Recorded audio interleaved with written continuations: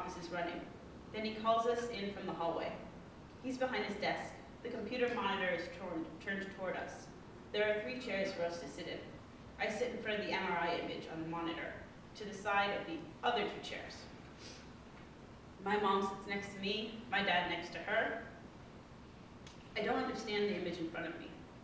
It's a black and white slice of a brain, I assume mine, with an inky black spot in the shape of a lopsided heart. I tell myself this is a spot on the film, which is way too large to actually be. It's something not to worry about, something I don't understand that the doctor will explain away. The image is too starkly obvious for me to process. The simplicity of it, a big black spot on my brain, renders me speechless. We are all staring dumbly at the image on the screen until Dr. Volt begins to speak. So, this is your brain, and this, he points with a pencil to the black spot, is a hole. The image comes into focus. It is not debatable. There's a large hole in the picture of the brain. The picture of the brain is a picture of my brain. That is my brain. He is telling me that that is my brain. We are silent. Everyone is waiting for me to speak. A hole. Yes, there is a hole in my brain. Dr. Volt pauses for a moment. Yes. Behind Dr. Volt's desk is a giant window, so clean that you feel as if you're perched in the sky. There is a direct view of the hospital landing pad on the roof of a building below us.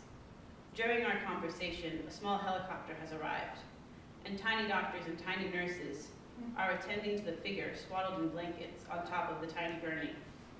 I watch them hovering over the mound of blankets, watch them slowly wheel it away. I feel vaguely sad for whoever is down there on that gurney. I have to watch the gurney, the helicopter, the ant doctors, because I have to keep my eyes off of the image of my brain. Everyone in the room is so quiet. I want to grab my mother's hand, but I grip the chair's arm instead. It's as if how I take this news decides if I'm an adult or still a child. If I grab my mother's hand, I might feel scared. If I feel scared, I might cry. If I cry, I lose. I take a deep breath. As I exhale, a question piles up. My first question is, why am I not dead or retarded? No, that would be the frontal lobe. Dr. Volt seems to relieved to have some medical business to attend to. If it had happened here, he points to the image with his pencil again, tapping the front of the brain, then yes, you would have been dead or retarded. If you had had a stroke or something, say, but since it happened here, in the parietal lobe, in the side of the brain, you just lost some function. But since you've always been this way, we have to assume that it was developmental or trauma at birth. How big is it, I ask. I look back at the screen. I see a black shape, a deflating balloon, a steak, a kidney. I don't know how to translate this shape into matter at lost. Well, these are your eyeballs. See that? Volt taps his pencil on the image of the eyeballs in the skull. I nod. Okay, so this is one eyeball. Tap, tap with the pencil. So how many of these can we fit in here? Dr. Volt begins to count.